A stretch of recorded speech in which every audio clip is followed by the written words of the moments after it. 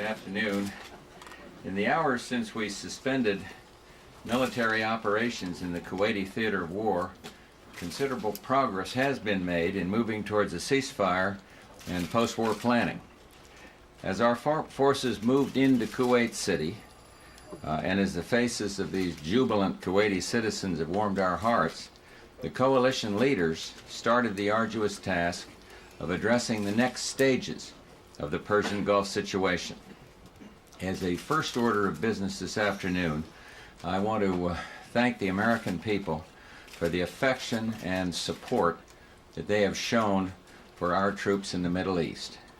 In towns and cities across this nation, our citizens have felt a sense of purpose and unity in the accomplishment of our military that is a welcome addition to the American spirit. And as our servicemen and women begin coming home, as they will soon, I look forward to the many celebrations of their achievement. In the meantime, we are focused on the many diplomatic tasks associated with ending this conflict. General Khalid, General Schwarzkopf, and other coalition military leaders of our forces in the Gulf will meet with representatives of Iraq tomorrow afternoon, March 2nd, in the theater of operations to discuss the return of POWs and other military matters related to the ceasefire. We will not discuss the location of the meeting for obvious security reasons, but this is an important step in securing the victory that our forces have achieved. Work is proceeding in New York, at the United Nations, on the political aspects of ending the war. We've welcomed here in Washington this week the envoys of several of our close friends and allies. And shortly, Secretary Baker will be leaving for a new round of consultations that I am confident will advance planning for the war's aftermath. Again, and as I said Wednesday evening, the true challenge before us will be securing the peace.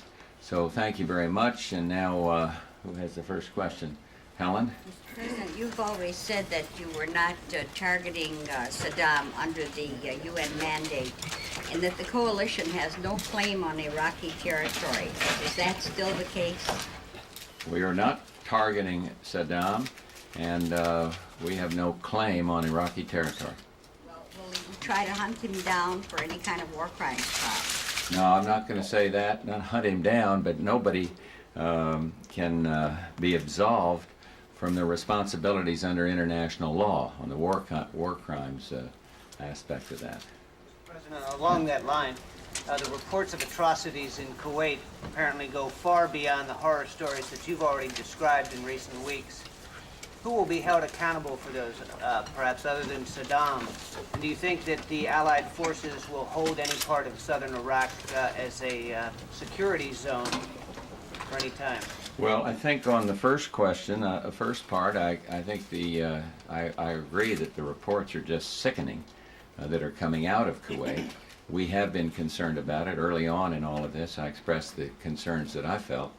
But I think we just have to wait and see, because I think the person that actually perpetrated the tortures and the insidious crimes will be the ones that are held responsible. Now, how you go about finding them, but I think back to the end of World War II, that process took a long time to evolve, but justice was done. I can't say it was complete.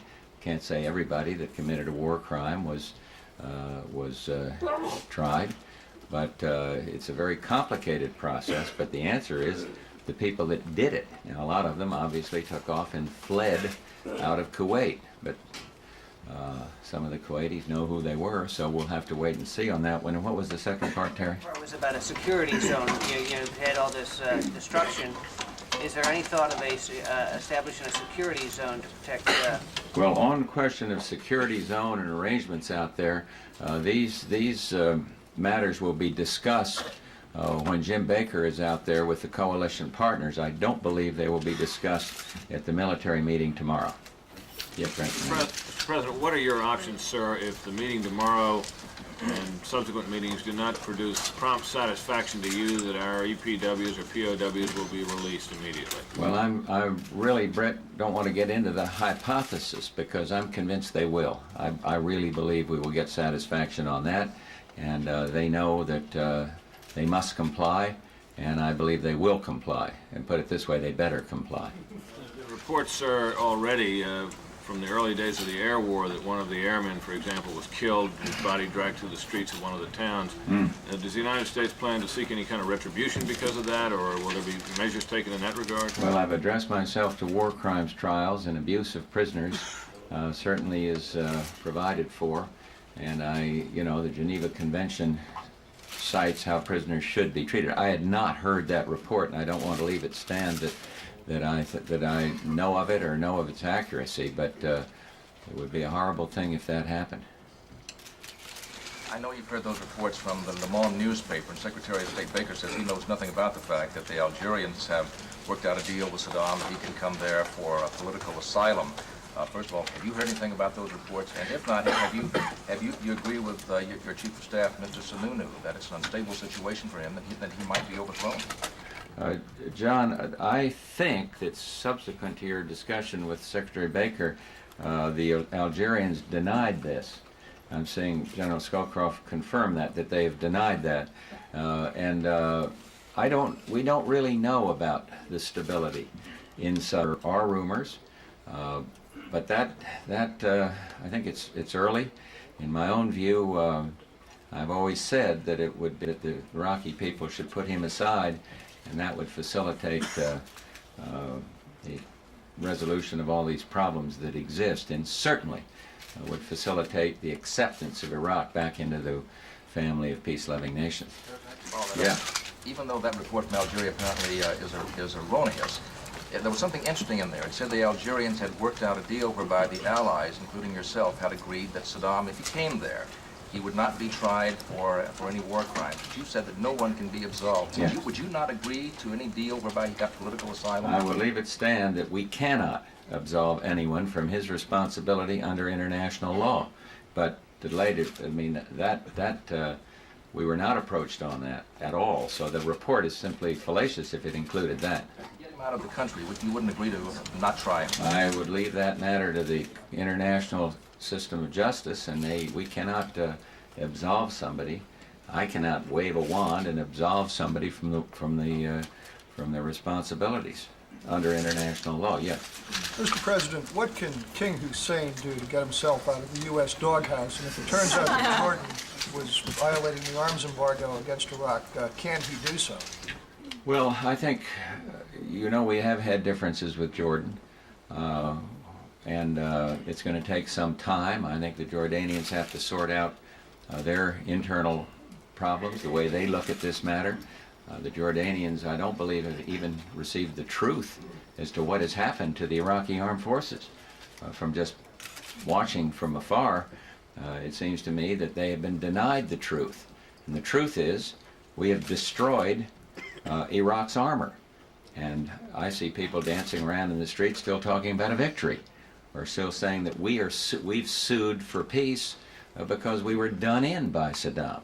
So first thing that has to happen in Jordan, the truth has to hit the streets, and then there'll be time to discuss future arrangements. We have no lasting peak with Jordan. As everybody knows, we've had very pleasant relationships with Jordan in the past, but I have tried to be very frank with His Majesty the King and with the government of Jordan, pointing out there's a certain sense of disappointment that all Americans feel that they moved that close to Saddam Hussein. But I think it's just going to take time, and I can't say how much, but clearly we do not want to see destabilize Jordan. I have no personal animosity towards His Majesty the King, so we'll just have to wait and see. Sir, a lot of Americans have the impression that Germany and Japan didn't carry their weight in the Persian Gulf crisis, and they find Germany's involvement in the Iraqi chemical weapons and Scud missile operation particularly odious. What can the Germans and the Japanese do to rehabilitate themselves in American public opinion? Fulfill the commitments that they already have made. I'm told that the Germans have already come in with a substantial, close to 50% of their commitment. And I am also told that the Japanese Diet yesterday approved this $9 billion payment. And so I would simply say Japan and Germany have constitutional constraints. American people may or may not understand that. Constraints that kept them from participating on the ground in the coalition. But I've tried to make clear to the American people that both of them have stepped up and have offered to bear their share of responsibility by putting up substantial amounts of money. You want? Mr. President, you have mentioned in your speeches third country nationals held by the Iraqis. There have been reports in the last few days of them taking hostages, Kuwaiti hostages, on the way out. May I ask about what seemed to be before a rather optimistic statement by you, why you think they're going to come to the table tomorrow and do the right thing?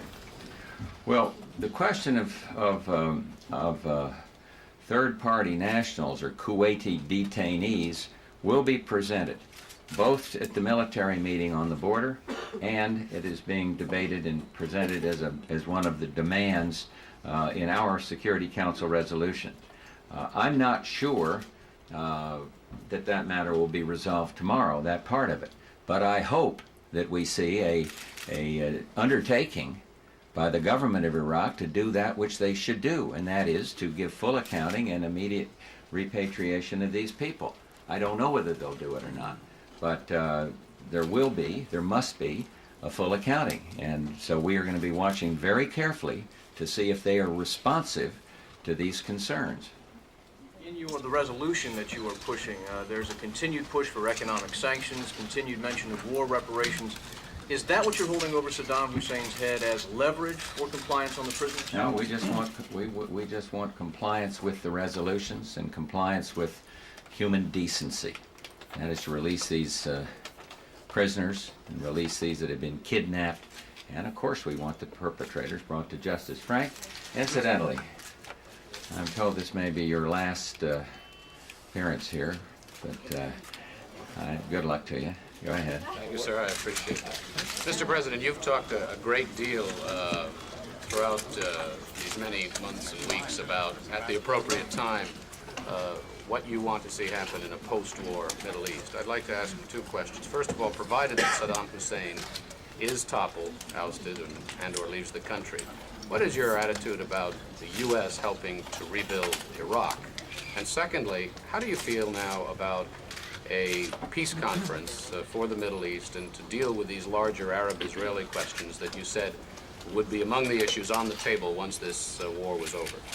Well, on the second one, the peace conference, or the whole concept of trying to bring peace to the rest of the Middle East, and I would say it relates to the Palestinian question, it relates to the Lebanese question, clearly it relates to how Iraq is brought back into the family of nations. All of those things are going to be discussed now with our coalition partners by Jim Baker. We are also discussing it, as I said, with those emissaries that have been here. For example, the Germans don't have forces, but they have some very good ideas on how all of these matters can be brought forward. I want to repeat my determination to have the United States play a very useful role now in the whole question of peace in the Middle East, and that includes all three of these categories.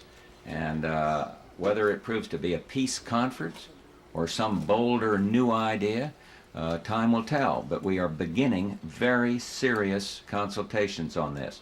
In terms of rebuilding Iraq, my view is this: Iraq, had they been led differently, is basically a wealthy country. They are a significant oil producer. They get enormous income. But under Saddam Hussein and this Revolutionary Council, they have elected to put a tremendous amount of their treasure into arms. And they've threatened their neighbors. And now they invaded, up to now have invaded a neighbor. And so Iraq has a big reconstruction job to do, but I'll be honest with you, at this point I don't want to see one single dime of the United States taxpayers' money go into the reconstruction of Iraq. Now, you want to talk about helping a child? You want to talk about helping disease, something of that nature? Of course the United States will step up and do what is which is that which we've always done. Lay aside the politics and help the health cares requirements, or help to children especially. I mean, but not reconstruction, and not they must work these things out without any help from the American taxpayer. If I may follow, Mr. President, you've said your argument has never been with the Iraqi people. Right? That the United States did not seek the destruction of Iraq. Exactly. If Saddam Hussein is gone, and the Iraqi people appear to need help because of this crisis in leadership that you spoke about, why not, if not contributing... Well, we'll give them a little free advice. And the advice will be, use this enormous oil resource that you have, further develop your oil resource and other natural resources, live peacefully, and use that enormous money to reconstruct and do the very questions you're asking about. And in addition to that, pay off these people that you have so badly damaged. They got a big role ahead of them there. That's the way I look at it. Yeah, Maureen? Mr. President, today you declared an end to the Vietnam syndrome, and of course we've heard you talk a lot about the New World Order. Can you tell us, do you envision a new era now of using U.S. military forces around the world for different conflicts that arise? No, I think because of what's happened, we won't have to use U.S. forces around the world. I think when we say something that is objectively correct, like don't take over a neighbor, or you're gonna bear some responsibility, people are gonna listen, because I think out of all this will be a newfound, put it this way, a reestablished credibility for the United States of America. So I look at it the opposite. I say that what our troops have done over there will not only enhance the peace, but reduce the risk that their successors have to go into battle someplace. Surely you don't mean that you would be reluctant to do this again? Do what again? Send troops if you thought you needed to? Well, I think the United States is always going to live up to its security requirements. Yeah. I'm struck by, I know these are serious topics, but I'm struck by how somber you feel. You seem, at least here. And I was wondering, aren't these great days? Is this the highlight of your life? And how does this compare to being plucked out of the ocean a couple of years back? Well, to be very honest with you, I haven't yet felt this wonderfully euphoric feeling that many of the American people feel. And I'm beginning to. I feel much better about it today than I did yesterday. But I think it's that I want to see an end. You mentioned World War II. There was a definitive end to that conflict. And now we have Saddam Hussein still there, the man that wreaked this havoc upon his neighbors. We have our prisoners still held. We have people unaccounted for. So I think I'm beginning to feel that the joy that Americans all feel now is proper. It has to do with a new, wonderful sense of patriotism that stems from pride in the men and women that went over there. And no question about it, the country's solid. There isn't any anti-war movement out there. There are pride in these forces. Handful of voices, but can't hear them. And so I think what happened the minute we said there will be no more shooting, thousands, hundreds of thousands of families and friends that said, my kids are going to be safe. And I think I was focusing a little more on what's left to be done. But it is contagious. When I walk out of that White House, or when I get phone calls in there from our kids in different states, or when I talk to whoever it is that have just come from meetings, Vice President's been out around the country, Barbara's been out around the country, and others here, I sense that there is something noble and majestic about patriotism in this country now. It's there. And so I'll get there, but I just need a little more time to sort out in my mind how I can say to the American people, it's over, finally. Last T is crossed, last I is dotted. Does that mean that this episode won't be over for you until Saddam Hussein is out of No, because I'm getting there. I'm not gloomy about it. I'm elated. But I I just want to finish my job, my part of the job. And the troops have finished their part, in my view. They've done their job. They did it in 100 days, those 100 hours, those ground forces. And the Air Force was superb. And that's what the families sense. That's what the American people sense. But I still have a little bit of a unfinished agenda. Yeah. Sir, you've been called yesterday the great liberator of Kuwait. You've been invited there. People are waiting for you there. When are you going? I have no immediate plans to go, but I want to go, but I have no immediate plans to do that. But I want to. This is the triumph of the people on the ground. This is the General Schwarzkopf and the coalition, General Khalid, and the triumph of our military. So we should keep our focus on that for a little bit. But I would like very much to go there at some point and to be able to see for myself, feel for myself a little better what our sons and daughters have done. So what about the big conference of all the members of the coalition? Do you envision that soon? Oh, I don't. You mean of the heads of state or government? I don't know of any plans for such a thing, and I don't think it would be required. There's so many, and it's so difficult. Yeah. President, on a related topic. Thank you. I know you spoke last night with Prime Minister Bolger of New Zealand. Do you now envision improved relations with them, especially in light of their contribution to the Gulf effort? Well, what I told him was that I have not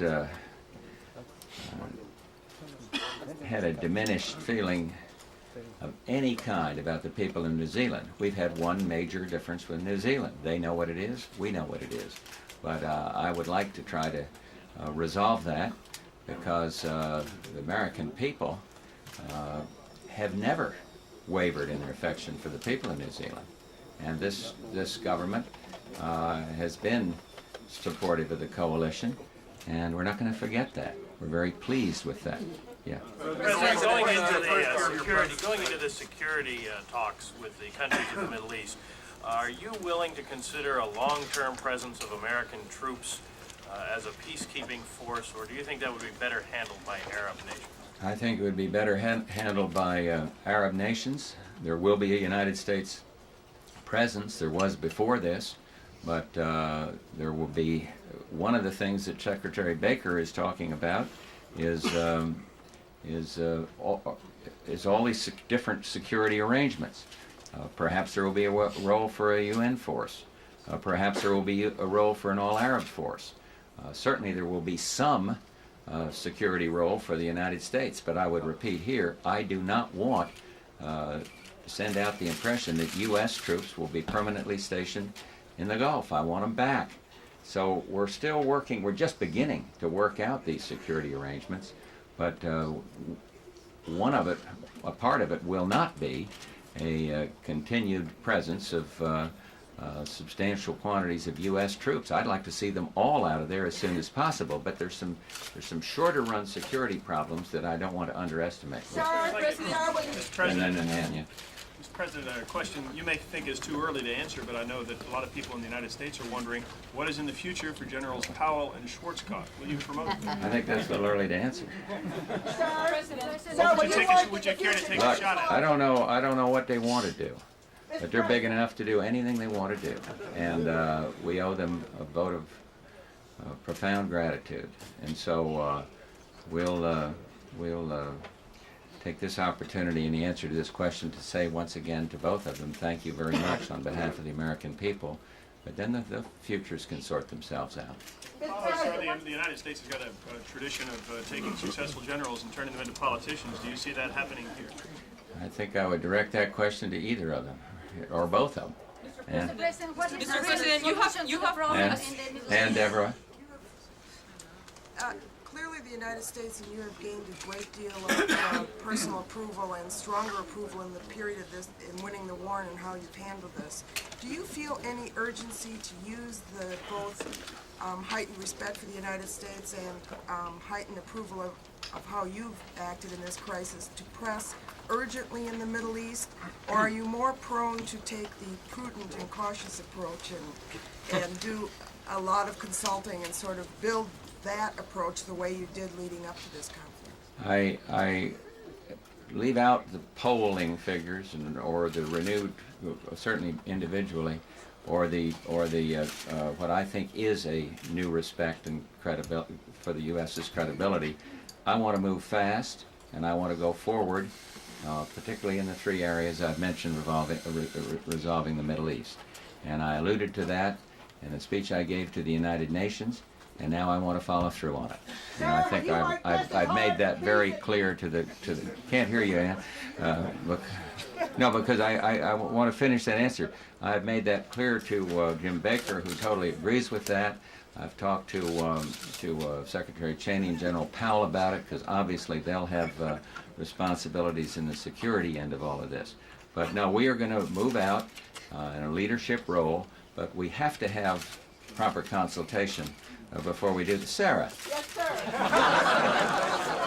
Thank you all. Sarah, will you work just as hard for some machinery for peace in the world hereafter as you've worked on this war? Yes, sir. And in connection with that, will you see that the United States and others quit selling arms?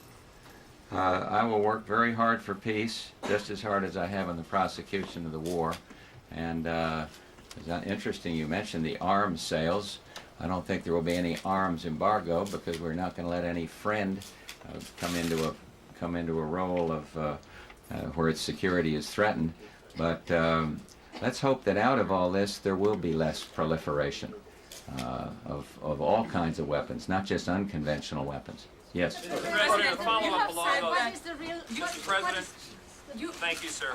A follow-up along those lines. So many boxes of ammunition marked Jordan have been found inside abandoned Iraqi bunkers in Kuwait. Going back to the Jordan question, what do you make of that? I'll be honest with you, that has not been called to my attention.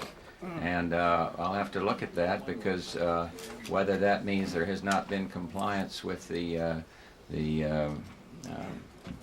embargo, I don't know. I don't want to jump to conclusions. I really have not heard that, and if it were a matter of considerable urgency or considerable amount, I believe that I would have known about it. But I don't want to comment further, because I just don't know the answer. Follow-up, sir, along the same lines. Are you confident now that all is said and done that the Soviets were not supplying arms to their client, Iraq, during this? We have had no evidence that they have been during this, that they have violated the embargo.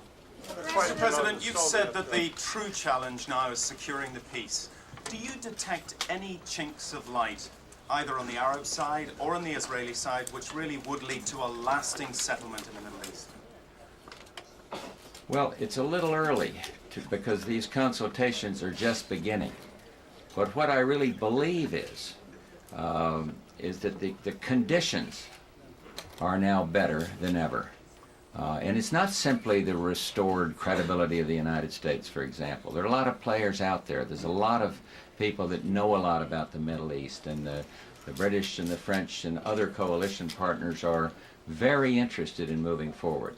So I can't tell you that anything specific in what went on in the last 100 days will contribute to this, but I can tell you that each of the people I have talked to have said, now let's get on with this.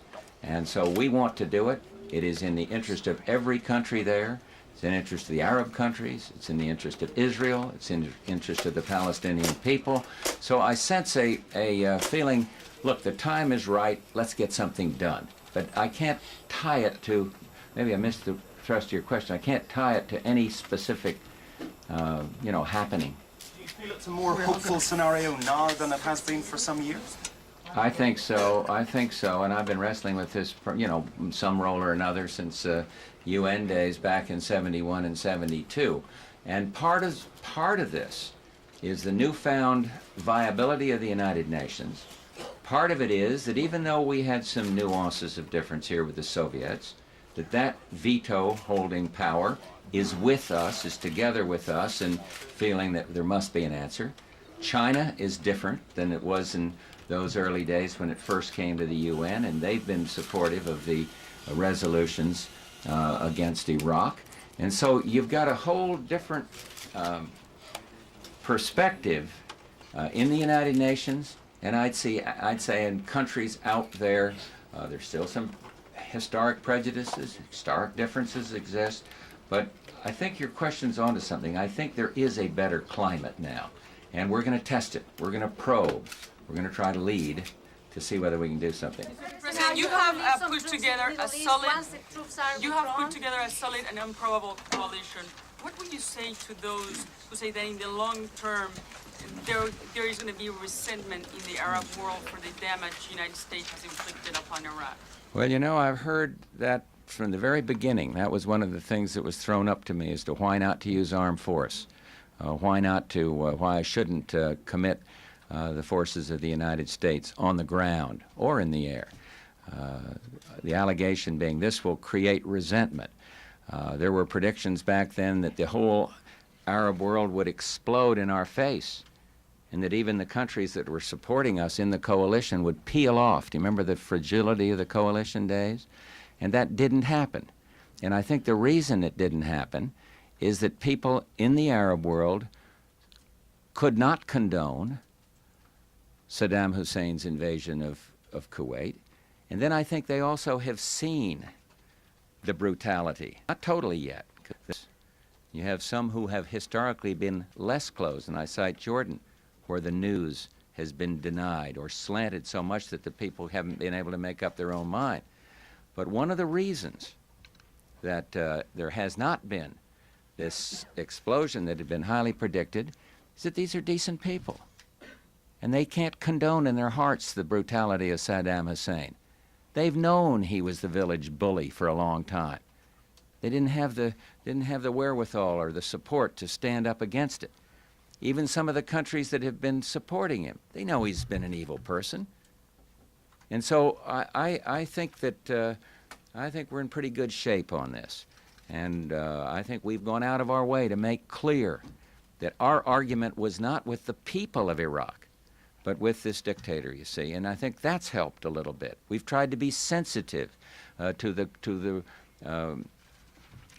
culture, tried to understand and empathize with the religious persuasions of these people. But there's nothing in there in Islam that condones the kind of brutality that we've seen from Saddam Hussein.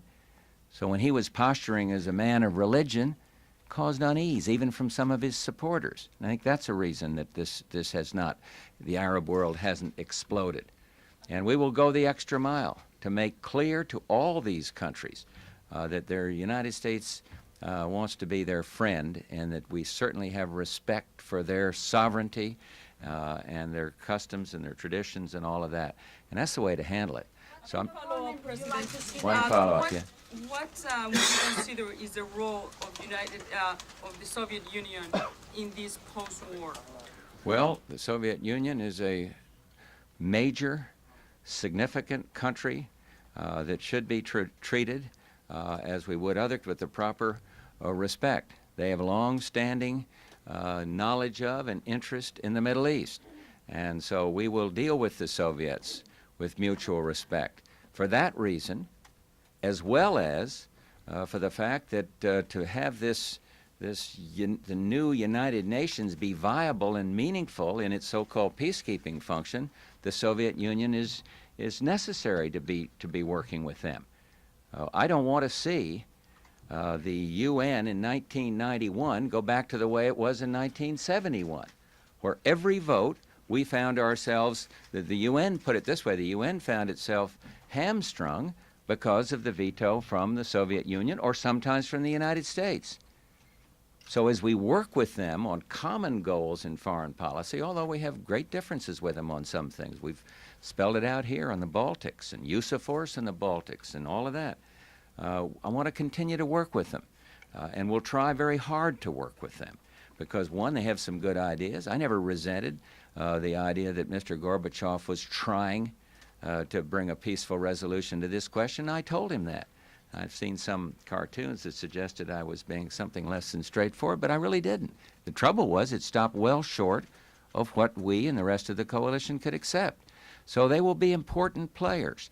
And I'm very glad, I'll say this, that we wrestled with this whole problem of the Gulf today, yesterday with Soviet cooperation, as opposed to what it would have been like a few years ago in the Cold War days, when every American was absolutely convinced that the only thing the Soviets wanted was access to the warm water ports of the Gulf.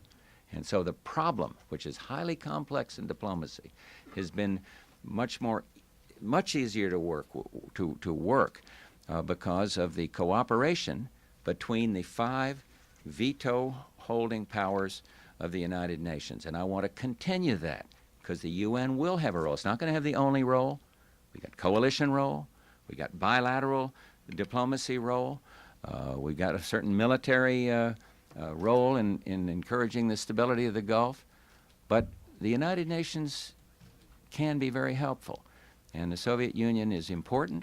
And when I have differences with Mr. Gorbachev, or when we have differences with the Soviets, we'll state them.